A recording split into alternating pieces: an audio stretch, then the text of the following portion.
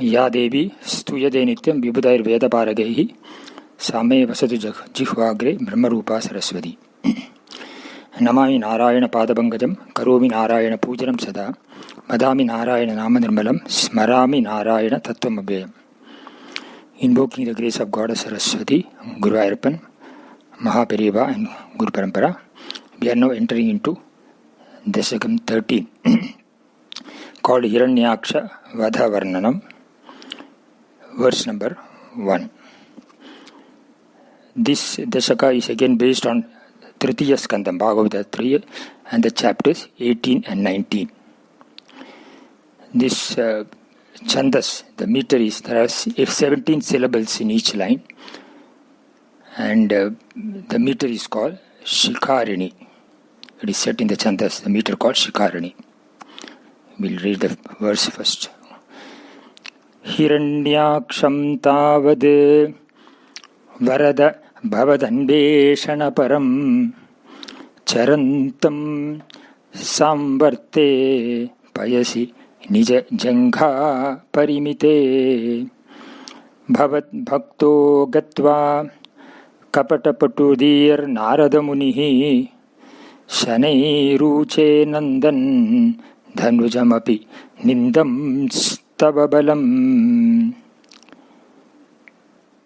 It is Anvay like this. वरदा और हे वरद तावद भवत भक्तः कपटपटुदीः नारद मुनिः भवदन्वेषण परम निज जंघा परिमिते सांवर्ते पयसि चरंतम हिरण्याक्षं गत्वा धनुजं नंदन् तव बलं निंदन् अपि शनैः ऊचे. The meaning like this. Hey Varada, the one bestower of the boons, varam dadati iti varadaha. Tavate, then, bhavat bhaktaha, thy devotee, kapata patudihi, with an intellect clever at stratagem, means deceptiveness. This is for to further thy will. Narada Munihi, the sage Narada, bhavat anveshana param, who was engaged in searching for thee, nija janga parimite, which came only up to his shank, samvarte payasi, in the waters of the deluge, Charantam, who was running about, Hiranyaksham Gatva, approaching Hiranyaksha, Dhanujam Nandan, praising the Asura, Tava Balam Nindan Api, and decrying or disparaging or insulting thy prowess. Shanehi Uche, calmly spoke to him. Uche spoke to him. O bestower of boons, then thy devotee, the sage Narada, who is an adept or skillful at furthering thy will by stratagem or by strategy, approached Hiranyaksha, who was running about searching for thee in the waters which came only up to his shank, and calmly spoke to him, praising him and disparaging thy prowess, as stated in the subsequent stanza. Here the verse starts that Hiranyaksha was searching for Lord, as we saw in the previous Dashaka. With his water, he has mentioned, is up to his knee. The water up to his knee. Bhumi is concealed underneath, but Hiranyaksha's shank, means that is below the knee portion. The water was up to that portion. Jangaha it is called. He was searching for the Lord, and the Narada came in the way. Narada approached him. Narada spoke to him and said he praised him and disparaged or insulted the Lord's power of the Lord. This is being seen as done very deceptively. Narada did this so that he could he could make Hiranyaksha move forward towards the Lord. Narada is a devotee of Lord. The word Narada means Naram Dadati. The word Nara means one is not we say Narada creates quarrel, but actually Narada is one who solves the problem. Naram means Jnanam, Naram also means the approach in terms of solving a problem. So he was a devotee of Lord, a rishi who has come from the Brahma's lap. So very equally dexterous and clever, adopted a deceptive strategy, which is purely Mayikam. This is a Mayikam, because any deceptive strategy is Mayikam. So he falsely praised Hiranyaksha to make him do what he wants to do. Because the will of the Narada is the will of the Lord.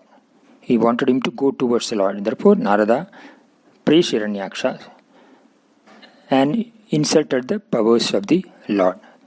Decried the powers of the Lord, saying that you are all powerful, whereas the Lord is not that powerful. Since Hiranyaksha was remembering the Lord through hatred, Sambrambha Yoga, Lord used this strategy. The words of the Narada only accentuated the tempo of Hiranyaksha in moving closer to Lord. It should be also in here that the Narada was quite calm. He was not disturbed. Because Narada always maintained the tempo. He never loses his balance. Always, he also one who remembers Narayana at all time. As Hiranyaksha was, although Vidvesha was there, he was in his mind remembering the Lord. So there is a proximity to that extent. We will now move into the verse number 2.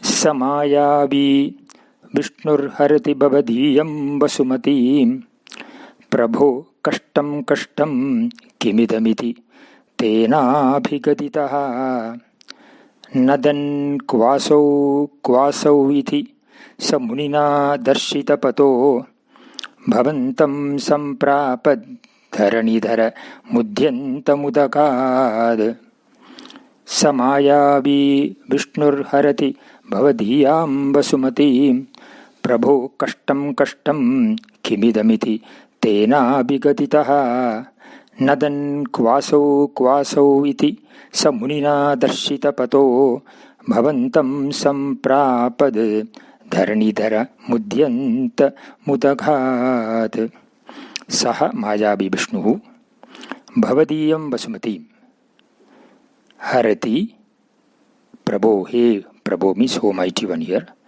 Kashtam, what a pity. Idam Kim, what is this? Iti Tena Abhighaditaha Saha Kwa Asau means Kwasau. That is Kwasau.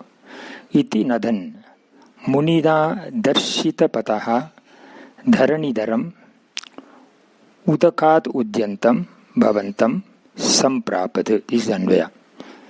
Now, Saha Mayavi Vishnu means that deceitful Vishnu. Bhavadiyam Vasumatim, your own earth. Harati is stealing. Hey Prabhu, O Mighty One. Kashtam, what a pity. Idam Kim, what is this? Iti Tena Abhigatitaha, addressed thus by him. Saha, he, Hiranyaksha. Kwa asau, where is he? Iti Nadan, roaring thus. Munina Darshita Pataha, being shown the way by the sage. Dharanidharam, holding up the earth. Udakat Udyantam, coming up from the waters. Bhavantam, the Samprapat, reached. On being told by Narada, O Prabhu, hey O Mighty One, that deceitful Vishnu is stealing the earth which is yours. Alas, what a pity. Hiranyaksha roared, where is he? And being shown the way by the sage, came to thee, who were just emerging from the sea, holding up the earth. Is literal meaning.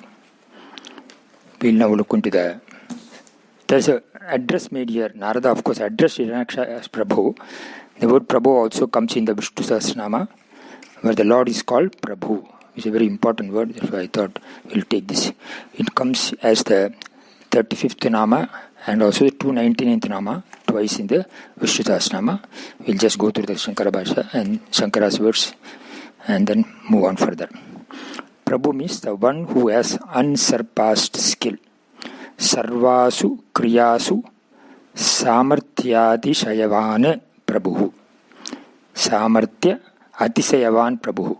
Sarvasu Kriyasu Samarthya Adishayavan Prabhu. That's how it is defined here as Prabhu. The one who has unsurpassed skill in all actions is called a Prabhu.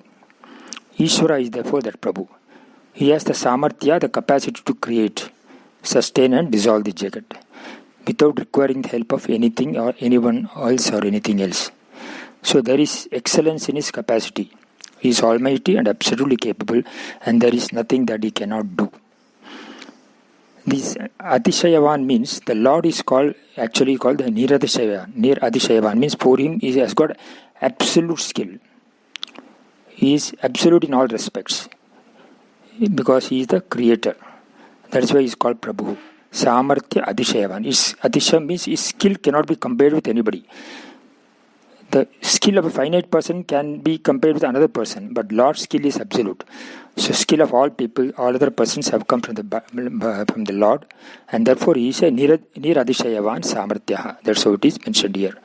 And we go into verse number Nama 299 of the word Prabhu. It says, Prakarshena Bhavatiti Prabhu. One who exists with eminence. Prakarshena means manifest. That means, how does he give all this? Because he is the Prabhu. He is able to give all the objects of desire because everything is with him. He exists surpassing, and hence he is called Prabhu. That means he is manifest on his own, and because of that he is the Kama, Kamakrit, and all the names come in the Sahasranama preceding. One who is the desire and the object of desire, he alone is the Kamakrit, the inducer of desire, Kamaprada, the giver of the desire, the Kamaha, the destroyer of desires. All this comes in the previous names of the Lord in the Vishnu Sahasranama. All this is possible because he is the Prabhu, because he is the Prabhu, he is the Lord, who is able to give all for the devotees and anyone. And therefore he exists surpassing everything, and hence he is Prabhu. That's how the meaning here. Now in this verse, the Narada addresses the Hiranyaksha as Prabhu. Not that really Hiranyaksha is a Prabhu, but we could see it from a different angle. Hiranyaksha did what Lord could do, because he used Maya to conceal the earth, because he had extraordinary powers to stop the creation and do that. And we should remember that Hiranyaksha is nothing but the Jaya, century of the Lord in the Vaikuntha. Therefore he is a Bhakta. So he had the power of the Maya. So Lord also equally has got the power. So he is also a Mayavi, Lord also is Mayavi. So keeping this in mind, Narada addressed him as Hey Prabhu. And Narada wanted to address him as also Prabhu because to glorify his status, whereby he will move forward in terms of searching for the Lord, and his hatred for the Lord grows further. He didn't want Hiranyaksha to hate Narada. So he wanted to see that Narada is supporting Hiranyaksha, therefore he called him Prabhu. So the Mayavi aspect is brought about by using the word Prabhu. So Lord also is using his Maya powers only restore the earth and out of waters. Lord can show any of his power, and equally he can do anything as desired by him. He can appear and disappear at his will, and although he is Sarvavyapi, all-pervading, still he cannot be seen by all. He is the form and formless, Rupa and Arupa, Guna and Nirguna, not bound by anything or related to anything. Everything the creation has arisen from him. He is the Srishti Karana. Hence Mayavi in all respects. So symbolically we could see Bhumi as the Maya and Lord as the Prabhu, as well as Hiranyaksha also having used the Maya powers. So they are all related to each other. So Hiranyaksha as the reflected consciousness of the Lord. So the Lord is the Ishvara and Hiranyaksha is the Jiva aspect. As Lord could wield Maya at his will, Hiranyaksha also used this Maya to conceal the Bhumi. Hence it could be seen as a relationship between Lord and his devotee who wants to reunite with the Lord through hatred than prema in this episode. The word is asking here that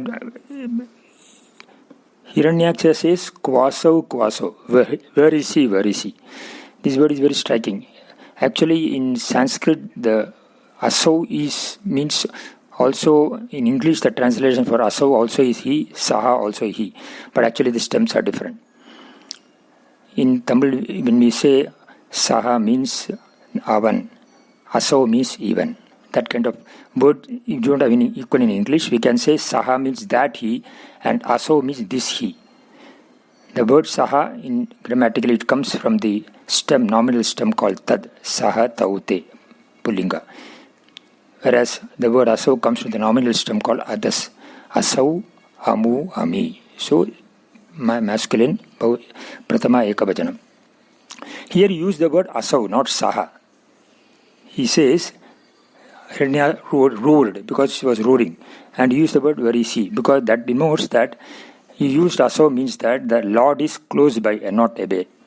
That symbolically is being represented by the using the word asau as asau and not saha, because the Lord is also in the water, and therefore this word is used that you want to move towards Lord closely.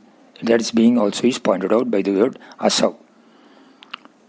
Now, this search for the Lord who is proximate to him is therefore indicated by the word asau. Now, the Lord is symbolizing the Paramatma Swarupa. Narada used this word Prabhu only to deceitfully indicate that both are not separate in terms of the Mayavi, because he is also a devotee. So, Hiranyaksha, as devotee of the Lord, and the Lord himself are not two, but one and the same. That is what he wanted to indicate the word by using the word Prabhu. So this is they are not separate from the Lord, and therefore it reveals the Advaita aspect. Narada can be also indirectly seen here as a guru to Hiranyaksha, showing the path to Hiranyaksha, who was searching for Lord. You could see the Lord coming out of the waters, holding the earth in his hand. So Brahmarshi Narada, Bhagavan Ishvara, Hiranyaksha and Bhumi Devi all are wedded together in the Karana Jalam, or the causal waters of creation. So the union of the Ishvara, the Guru and the Jiva, who is the devotee of the Lord, all is represented in this verse in a very beautiful manner. We'll move into the verse number 3 in the next session. Bhave bhave yada bhaktihi padayostava jayate tada kurushvadevasva nadastam nojda prabhu nama sankirtanam yasya sarva bhava pranasanam pranamo dukkha samanaha tam namami harim param narayana akila guru bhagavan namaste. Hariya devi stuyate nityam vibhudair veda paragaihi same vasati juhagre brahma rupa saraswati namami narayana padavangajam karomi narayana pujanam sada vadami narayana namanirmalam smarami narayana tattvam bhavyam. Narayana Agila Guru Bhagavan Namaste. Invoking the grace of Goddess Saraswati, Guru Ayappan, Guru Parampara, Mahapiriva and other Guru Parampara. We are now into the second 13, verse number 3. Before that, in verse number 2, the Narada had addressed Hiranyaksha, saying that, "O Lord, your Bhumi is that deceitful Vishnu is stealing the earth which is yours." He has used the word which is yours. One may wonder how Narada could say that it is the Vishnu's, it is the Hiranyaksha's earth, because the earth is the consort or wife of Lord Vishnu. Here we could see it in a different light, because Narada being a sage, he won't make an untrue statement. So we have to interpret it in a different way to understand the implication of this statement. The Bhumi is, Hiranyaksha is called Hiranyaksha, one who has got a golden eyes. And Bhumi also is addressed as a Ratnagarbha. Ratnagarbha is in one, the gems are hidden. Gems include the gold also. Therefore, Hiranyaksha probably thought that Bhumi is my property, it is mine. And therefore, the first thing he did was, he lifted the earth and concealed it under the water. So it's not only showing hatred to the Lord, because this is a concept of Lord, but that it has is his property, and therefore he can use it in the way he wants it, and showing his mighty power. And that is why Narada, to acknowledge that aspect of it, he said it is your earth. Of course, when he says your earth, when one's earth is stolen, a property of mine, the anger increases further. The vidvesha goes up further. And that is why it says, he says, Hiranyaksha roared thereafter, that Lord is stealing my property. How can I allow that? Meaning that kind of an expression. Here we have to see one more as a side note I would like to mention here, that the entire poem, the Narayanam is a poem of Bhattacharya Bhatt, which is having a lot of Sringara Rasa. And the Bhattacharya Bhatt has used certain words which has got deeper implications. Unless we go in depth, we will not be able to understand. That's why we are doing this in such a manner where we are making an in-depth study.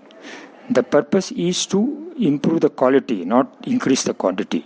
Probably the pace will be slower, but then we will get a better result. The approach is internal and not external. The result is there should be transformation and not information. It's not enough to say I've gone through the Narayanam completely, maybe in 10 days or 1 month or 2 months. But I must get an insight of the reality therein. In this connection, I used to remember what our Pujya Swami Chinmayananda used to say, saying that he has been, perhaps the only one who has spent his entire life moving around the world and making Bhagavad Gita known to one and all. So he used to say that it's not merely enough that you go through the Gita, but make sure that the Gita also goes through you. So that is what we are trying to make sure, that the Narayanam also goes through us and we get a better insight into this subject.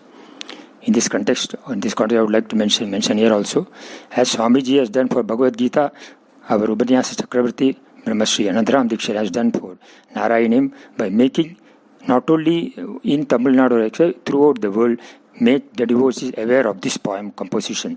And in all this Ubanyasam, he always makes a reference of Narayana Sloka, whatever may be the scripture, whether it is Ramayana or Bhagavata. Such is the glory of this Narayanam. So we are taking time so that it makes a transformation of our personality and we get an insight of the reality. Now we are moving on to the verse number 3. Aho aranyoyam mrikayiti asantam bahutaraihi dhuruktairvidhyantam Ditisutta mavajñāya bhagavan mahim drishtva damshtra sirasi chakitam svena mahasa payodhavadhaya prasabha mudayunkta mridhavidhau. Aho aranyoyam mrigayiti hasantam bahutaraihi Duruktairvidhyantam Ditisutam avajñāya bhagavan mahim drishtva damshtra sirasi chakitam svena mahasa payodhavadhaya prasabha mudayunkta mridhavidau. And we are like this. Aho ayam aranyaha mrgaha iti hasantam bahutaraihi duruktaihi vidyantam ditisutam avajñāya bhagavan, he Bhagavan, mahim damshtra sirasi chakitam drishtva svena mahasa payodhau adhaya prasabam mridhavidau udayunktva. Udayunktaha. Aho ayam aranyaha mrgaha. Ho, this is only a wild animal. Iti hasantam, ridiculing thus. Bahutaraihi duruktaihi, with many abuses. Duruktaha means abuses. Vidhyantam, lashing out. Ditisudam, the asura. Ditisudam is the son of Diti. That's why Hiranyaksha is the son of Diti. That's why he is there. Ditisudam, the asura. Avajñāya, ignoring. He Bhagavan, O Lord. Mahim, the earth. Damstra Shirasi, at the tip of the tusk, Chakitam, trembling, Drishtva, seeing, Svena Mahasa, by thy power, Payodhau Adhaya, placing on the ocean, Prasabam, at once, Mrida Vidhau, for a fight, Udha Yungtaha, did prepare. The meaning will be like this. Ridiculing with the words, "Oh, this is only a wild animal," the Asura hurled many abuses at thee. Ignoring him, O Lord, and seeing that the earth was trembling in fear at the tip of thy tusk, thou didst place her on the ocean by means of thy power, and did get ready for a fight. We saw in the earlier previous verses saying that Lord lifted the earth at the tip of the tusk. Obviously, the earth was trembling in fear because here is Asura approaching, and therefore the earth also was shaking. So the Lord has to place the earth on the ocean so that he could fight the Asura Hiranyaksha. Hiranyaksha, of course, abused the Lord because he was very angry, very fierce that the Lord has stolen his earth, his property, and he was ready for a fight. So he said, this is only a wild animal, because the Lord took an avatar of the Varaha Avatara, Bhor. And therefore he said, this is only a wild animal, no match for me. In that meaning he had mentioned that. And then hurled many abuses at him. Duruktaha. The nature of abuses in further detail not detailed here, but the spirit of it is brought out by saying, this is only a wild animal, no match for me. So Paramatma Lord and his Asura Hiranyaksha had a fight out of Sankalpa of the Lord. We should understand always. Sarvam Bhavat Preranayeva Bhuvan. Both Adharma and Dharma are Sankalpas. As the universe also is the Sankalpa, Icha Shakti of the Lord. Therefore, the avatar to restore Dharma and destroy Adharma is also Sankalpa of the Lord. So here the fight is to be seen on equal footing as one between the Lord and his devotee in the form of an articulated drama or an episode. The abuse by Hiranyaksha can be seen as an expression of absolute hatred of Hiranyaksha in order to unite with the Lord. So it is a Sambramba Yoga. With this we will move on to the verse number 4. Gada Pano Daitye Tamapihi Grihitonna Dagato Niyuddhena Kridan Gataravod Gushtavyata Rana Lokautsukyan Milati Sura Sanghe Dratamamum Nirundya Sandhyataha Pratamamiti Dhatra Jagadishe Gada Pano Daitye Twamapihi Gritonnatagato Niyuddhena Kridan Gataravod Gushtavyata Rana Loka Outsukyan Milati Surasange Drutamamum Nirundhya Sandhyataha Pratamamiti Dhatra Jagadishe. Daitye Gadapanau Sati. The Asura being, we'll go into the Anvaya first. Daitye Gadapanau Tvam Api Grihitonnatagadaha Gataravod Gushtavyata Niyuddhena Kridanhi Rana Lokautsukhyad. Rana Lokautsukhyad, it's a Samasa Pada, we have to speak like this. Rana Loka Outsukhyad, we have to say like that. Aloka. Rana Aloka Outsukhyad. So it becomes Rana Loka Outsukhyad, Sandhi. Sura Sange Milati Drutam Sandhyataha Pratamam Amum Nirundhyaha iti Dhatra Jagadishe. Meaning we'll go through. Daitye Gadapanau Sati. The Asura being armed with a mace. Tamapi, thou also. Grihiton Natagadaha, being armed with a mighty mace.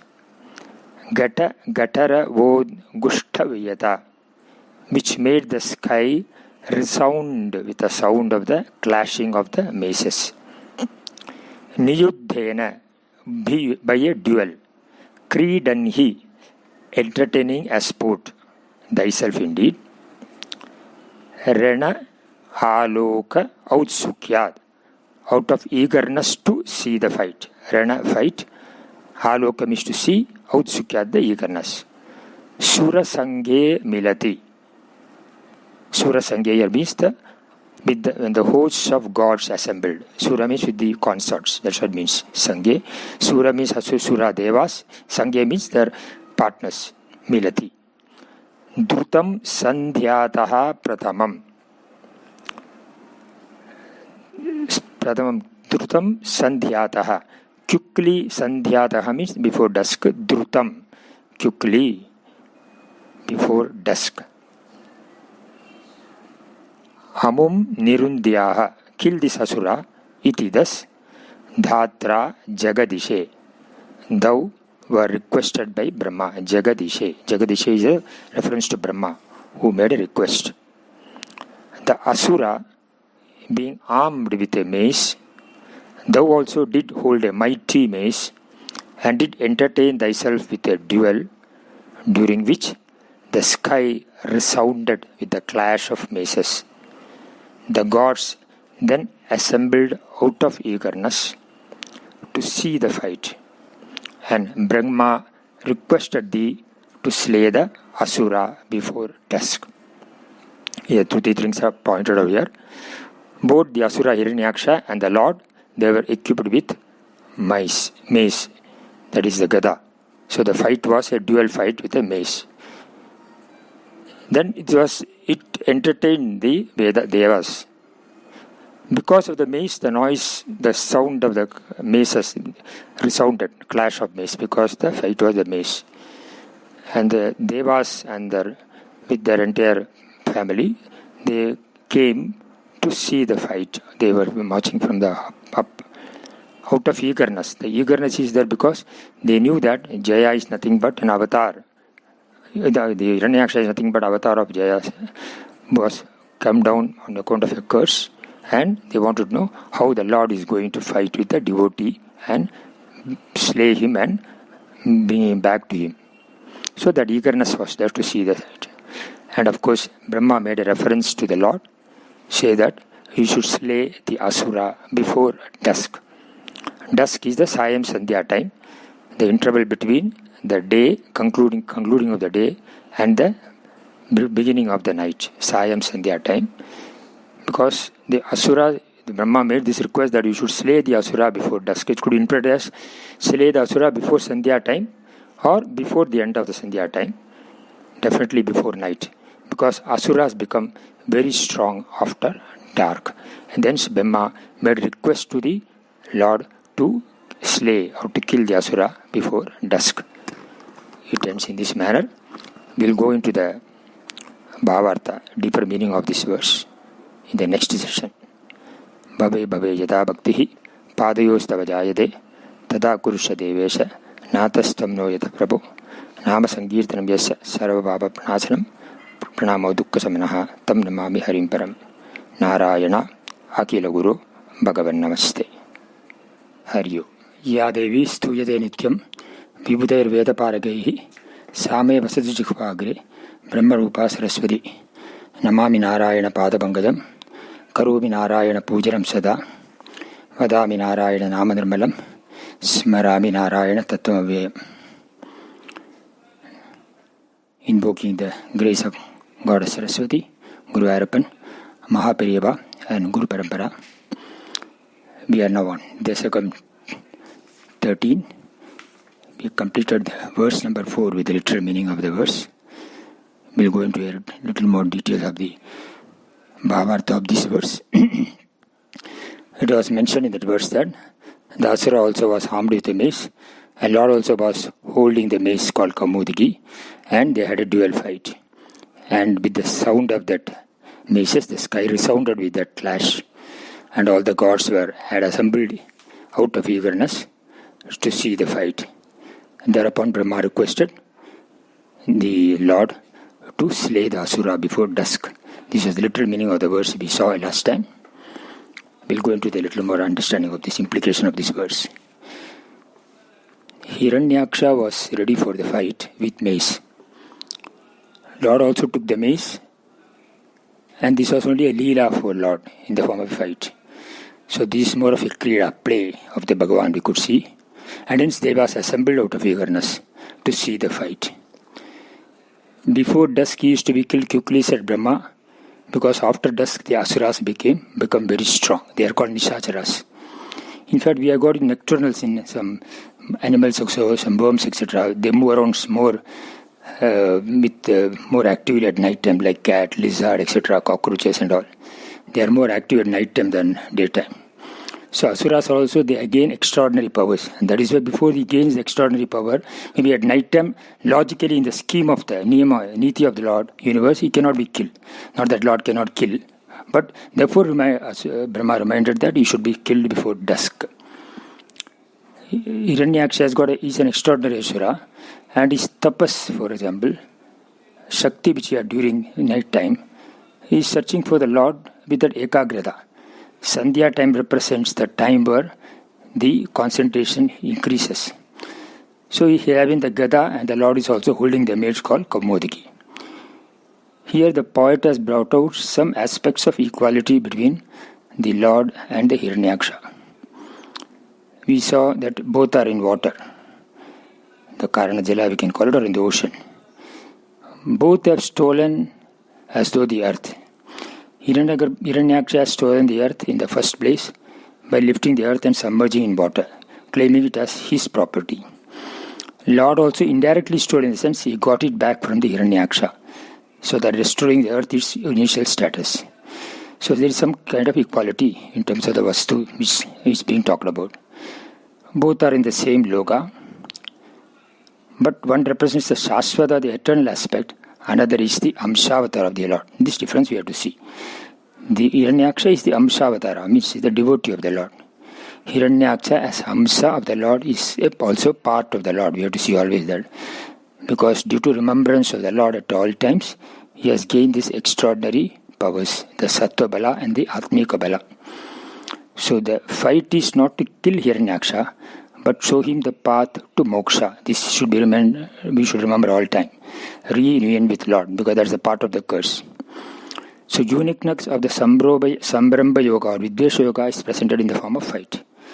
It is not mere fight, but indirectly bhakti in the form of remembering the Lord through hatred. In this connection, the Narada Bhakti Sutra comes to our mind. Bhakti definition is given as Sa Asmin Paramaprema Rupa Amrita Rupa Cha Sa Bhakti. It is extreme love to Lord, and it is nectar. It is like a nectar, Amrita Rupa, and it is prema, means love, absolute love towards the Lord. That is the nature of the bhakti. Amrita Rupa cha Parama Prema. This is not just Prema Rupa, Parama Prema Rupa, absolute love. It is Nishkamya love. It is that I want only Lord, who is himself, is Prema himself, the Surupa, signifying happiness, Purnatvam, etc. So this is similar to the Leela of Gopika, the war we see now between Hiranyaksha and this Lord is similar to the Leela which Lord played with the Gopikas. We do not go by merely the external expression, but see the devotion within them. Hiranyaksha is external expression of hatred also is similar to this, and this not to be considered as real hatred.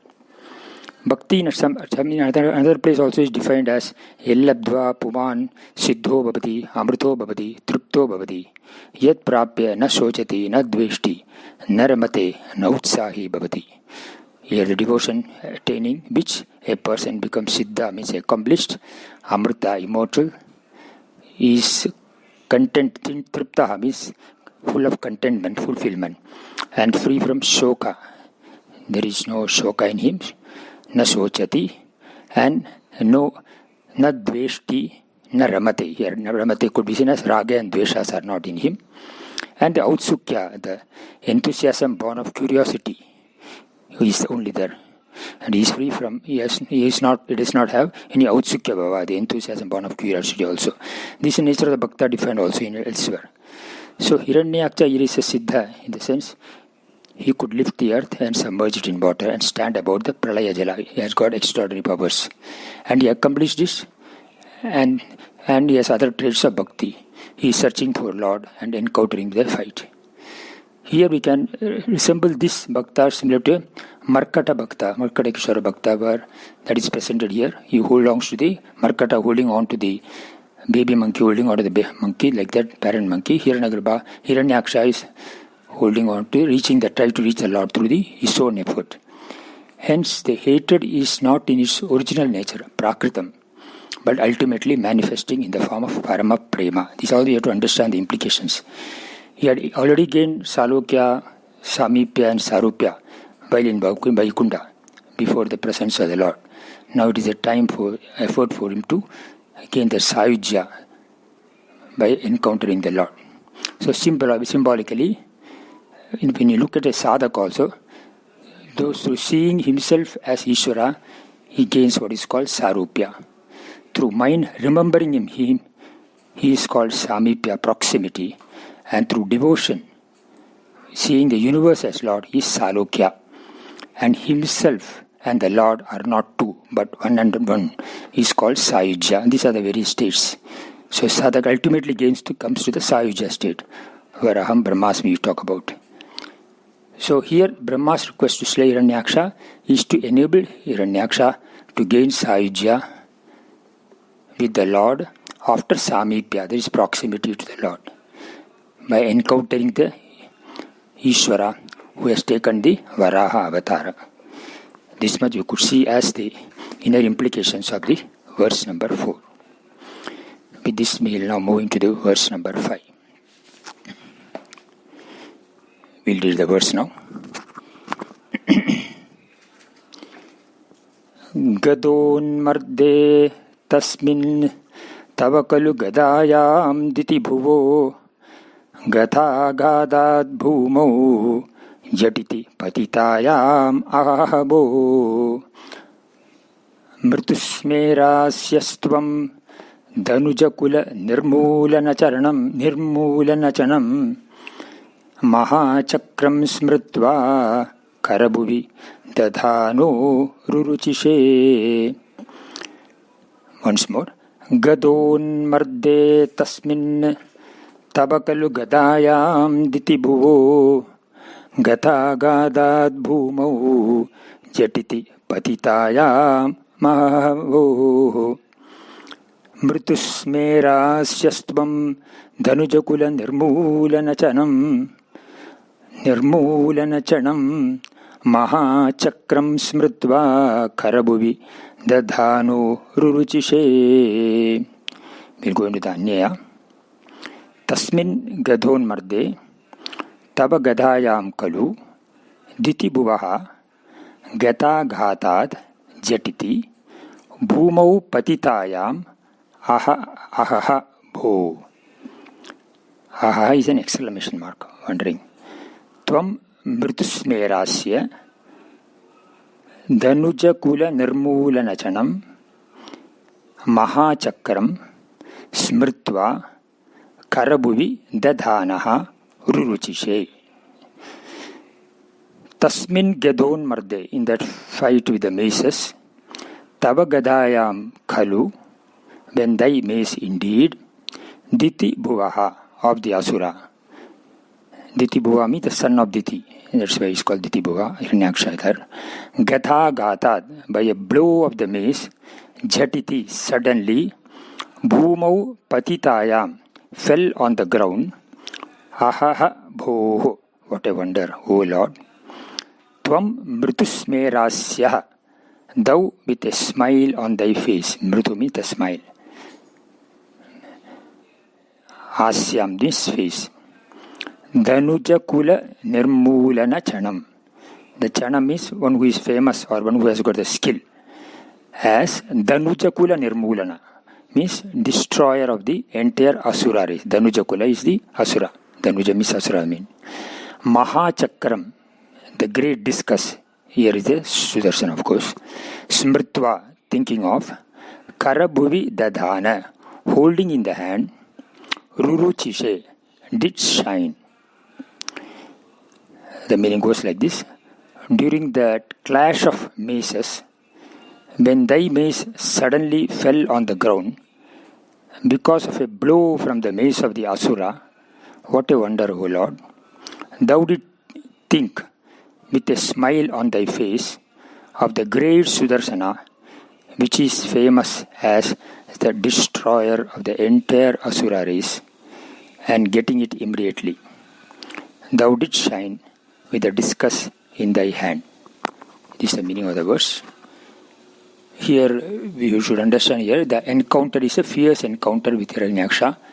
So he used the mace as a weapon on both sides were there, we saw. But Hiranyaksha could get an initial victory by making the Lord's mace fall on the ground. That's how it is described here. Due to the power of his mace, and this supersedes from everyone, because this surprises everyone, I should say. But Lord smiled, because Devas were wondering how could Hiranyaksha could make the Gada, which means that the Kaumudi is more powerful than the Hiranyakshas. How could Lord Hiranyaksha could make the Lord's Gada fall on the ground? So it was a surprise to them. But Lord smiled and remembered Sudarshana Chakra, which came into his hand. It is said that the Sudarshana Chakra comes to the hand of the Lord as soon as he thinks of it. That is the glory of the Lord. So it is the Lord's glory that Sudarshana comes into his hand as soon as he thinks of it. So there should be seen that Hiranyaksha is a Bhakta, Dasa of the Lord. We should see that way. Hence Lord wanted to bless him. He wanted to bless him in a different way, which is manifested through the falling down of the Lord's mace. That means he himself, as though surrendered to Hiranyaksha, means the Gada, as saying that, oh, you are mightier. I mean, I appreciate you and I want to bless you. So he acknowledged it with a smile. See, Bhagavan's Tejas is his smile. We should always see that. It is that Tejas Shakti of the Lord penetrated into the mace of the Hiranyaksha and could give Hiranyaksha temporary victory. What we could see is that Hiranyaksha's Gada could not meet with the Lord's Gada. But Lord gave that power to that Hiranyaksha's Gada through his grace to extraordinarily make his Gada fall down on the earth. So both the Gadas are basically, therefore, the mace is basically, again, the blessed by the Lord. Hiranyaksha makes. And that's how Hiranyaksha could gain temporary victory. We should see in that manner. Sudarshana Chakra represents the power or brilliance to destroy the Asuric Bhava or aspect. Because we'll see that Lord uses, if you see in the Purana every time, to destroy Asuras, he uses the Sudarshana Chakra, which was the Asuric Bhava or is present in Hiranyaksha obviously, and therefore to destroy that, Lord used the Sudarshana Chakra. It's a preparation for the further encounter with Hiranyaksha. So here mentioned that Lord was shining with the Sudarshana Chakra in his hand. Because he said that thou did shine. That shine is of the Sudarshana Chakra when he was holding. It was like a prakasha. It was illumining and it was ready for further encounter with the Lord, with the Hiranyaksha. This way the verse ends here. We'll now go into verse number 6 in the next session. Bhabe yata bhakti padayostava chayade tata grusha devesha natastam no yata prabhu nama sankirtanam yasa sarva bhava pranasanam pranamo dukkha samanaha tam namami harim param. Narayana Akila Guru Bhagavan Namaste. Hari Om.